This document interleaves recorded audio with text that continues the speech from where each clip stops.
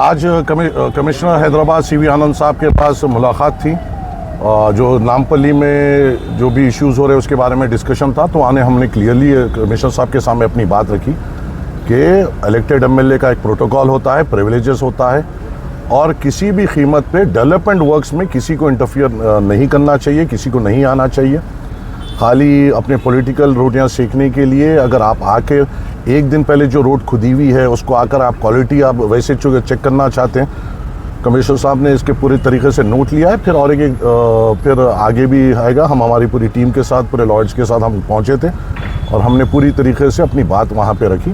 Clearly ये बताया गया है कि एमएलए के प्रिविलेजेस क्या होते हैं, एमएलए का प्रोटोकॉल क्या होता है, और अल्लाह के फजल से मजलिस इत्तेहादुल मुस्लिमीन का यहाँ से एमएलए है और 6 कॉरपोरेटर्स है और सब अपने अपने तरक्याती काम करते हैं। किसी को जिसको तरक्याती कामों के बारे में इल्म नहीं है, नॉलेज नहीं है, वो आके तनकीद करना ये बेकार है।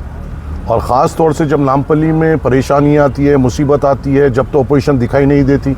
पोचमा बस्ती का टेम्पल का इतना बड़ा मसला हुआ, जब अपोजिशन नज़र नहीं आती। कहीं पे कुछ आग लगती है, कहीं अपोजिशन नज़र नहीं आती। कहीं पे कुछ हादसा होता है, जब अपोजिशन नज़र नहीं आती। कहीं पे कोई मसाइल होते हैं, जब अपोजिशन नज़र नहीं आती। तो सिर्फ ऐसा क्यों होता है कि अपने पॉलिटिकल रोटियां सेकने के लिए लोग अपोजिशन का नाम लेके आगे आते हैं। तो हमने यही कहा है कि, और ये लड़ाई का हमने पूरी तरीके से जो वहाँ पर जो हुआ था उसका पूरा वीडियो हमने बताया है।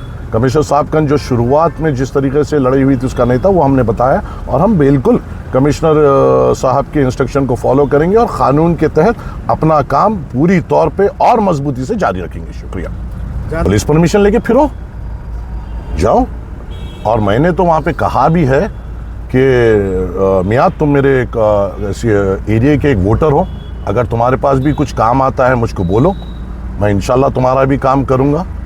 उनको भी ये समझना चाहिए कोई भी मसाइल अगर है, उनकी कोई ओहदेदार तो बात नहीं सुनेगा, क्योंकि उसके प्रिविलेजेस एमएलएस के साथ रहते हैं। अगर कोई भी अवामी मसाइल है और आप सीरियस है इसको हल करने के लिए, मेरे सामने लाइए। वो भी एक मेरे वोटर है और मैं एक वोटर का जैसा हक अदा करता हूँ उनके भी काम कराऊंगा। आइए बोलिए, जो चीज़ नहीं आती वो करने की कोशिश मत करिए, जिसको करना आता है उससे कराइए, और इंशाल्लाह हम अवाम के तवक्कुआत पे उतरेंगे इंशाअल्लाह ताला। शुक्रिया।